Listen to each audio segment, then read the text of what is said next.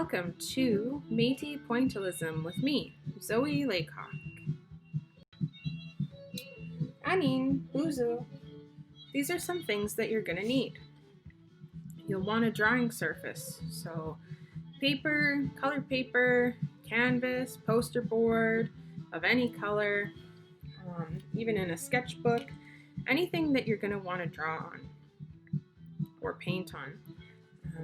You're going to want a pencil and an eraser, and you may want to use a paintbrush or paint markers or colored pencils or crayons. You can use acrylic paints or any paints that you kind of have access to, even if they're watercolors from the dollar store. Anything will do. The thing about being Métis and Indigenous is we're very resourceful, so any kind of materials that you have will find a way to make it work. You're also going to want some quiet time and space, or a quiet space and some time. Either or, whatever will work. Now, I'll tell you a little bit about me. My name is Zoe Laycock. I'm currently attending Emily Carr University of Art and Design, and I'm working towards my Bachelor of Fine Arts degree, majoring in visual arts, and hopefully a minor in social practice and community engagement. I'm a mixed media artist, and I work in a multitude of materials, and my art practice is very much influenced by the privilege that I've had growing up immersed in my Indigenous Métis culture and learning from my family and my elders and my community. I primarily work with themes around home, diaspora, the paranormal, and identity. I'm very passionate about continuing my cultural knowledge to young people and peers and maintaining a strong, resilient, and thriving Métis and Indigenous community. Here's a little bit more about me. So, I've worked with the community in Calgary for many years. Here's a photo of myself and my grandpa Teddy Boy. I was beading and probably receiving some kind of a knowledge there. And here's also myself, my mom, my yayam, and my sister Jennifer in a teepee, providing some cultural knowledge, I'm sure. And here's myself and my mom and 3 bright young women at a cultural camp that we hosted.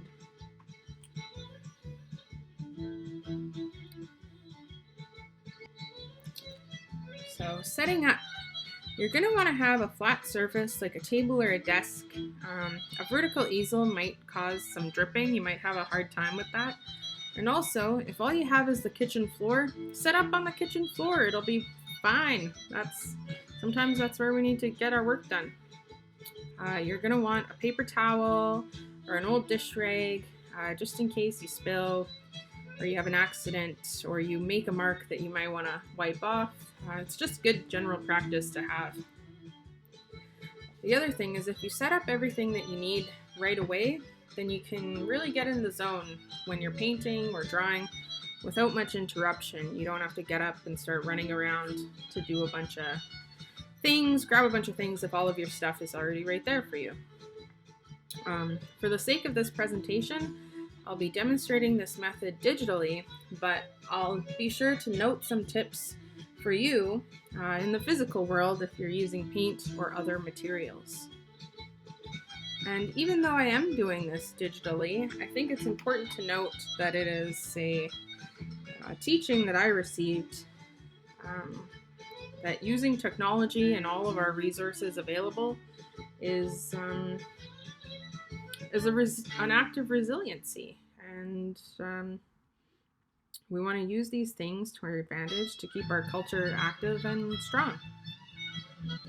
So step 1, it's time to draw. Whether you're doing it on dark paper or on light, you're going to want to keep your pencil lines pretty light, easy to erase.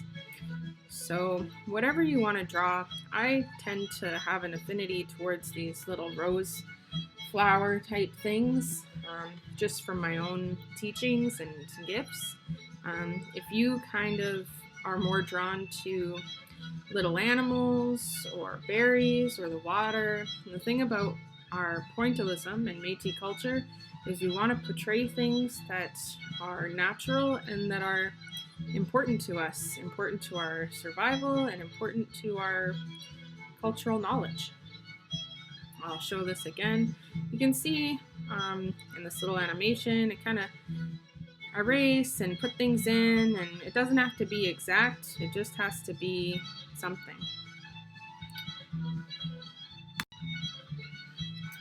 So step 2, you're going to want to outline with dots or points. So again, I'm doing this digitally. Here's a little animation of how I outline. As you do it, you might want to erase some of the pencil, so you kind of do it and erase and do it and erase.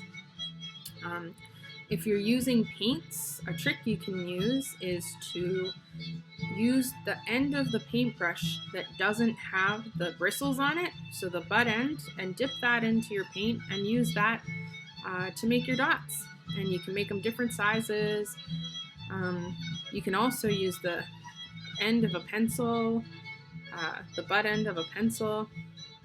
Again, anything that you find will work for you is working. There's no real right or wrong way. The only wrong way is to not try. The other thing is, if you want to use crayon or colored pencil, crayon might work better. You could use the ends of that, and colored pencil might be a little skinny, but if that's what you got and that's what you want to use, give it a try. Regular old markers work too. It just depends on what your background is going to look like.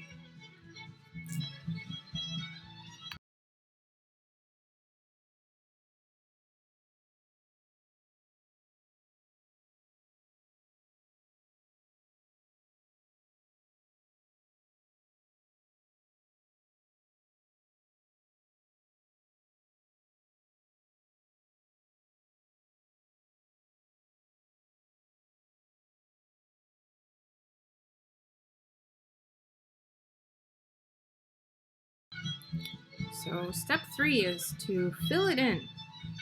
You can see here I've kind of used different colors, found a way to fill it in that I like.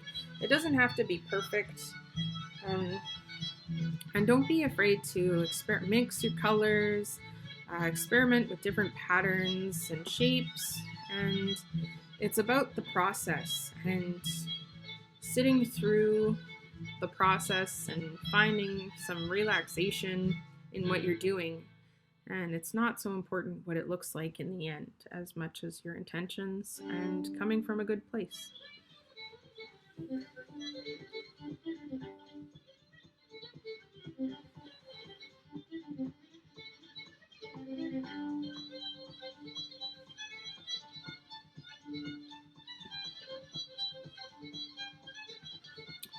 Our 4th step is to add some pizzazz. So I used white here for my pizzazz. As I was adding this, I kind of was thinking about things that are important to me and teachings that I've had throughout the years. And I want to think about how things are interconnected with everything. Nature, we're all connected in this earth. And I kind of wanted to portray that. You can do it this way. There's no real need to try and make it perfect, because nothing in the world is really perfect. No one knows what perfect is. And a lot of the things that are considered perfect are natural, and they're imperfect anyway. So whatever feels good. Again, don't be afraid to mix some colors and experiment. It's the process. It's the process of making, and making something to exist in this world that you've done yourself, and that's the important part.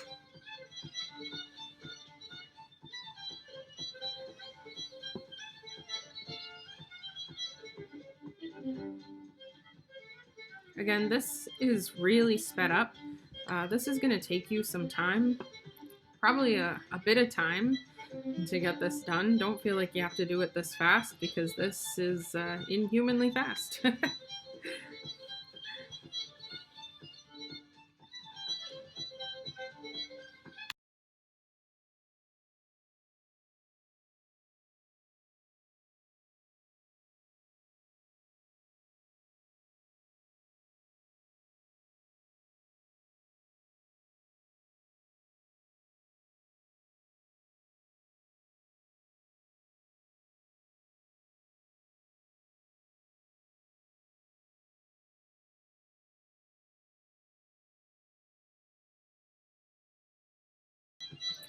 So that's the end of my presentation. Kitchimigwitch. You can see I've added a little bit of blue in there. This is my final product. Yours might look different, and that's totally okay. In fact, it's great, because you want to be making something that's from your heart and from your own experience. You're the expert of your own experience, and as long as we're doing things together for our community and to keep our cultural knowledge strong and visible, that's what's important. Again, my name is Zoe Laycock, and I want to thank you, Kitchimigwitch, for watching this presentation, and I hope that you had fun, because I certainly did. Kitchimigwitch.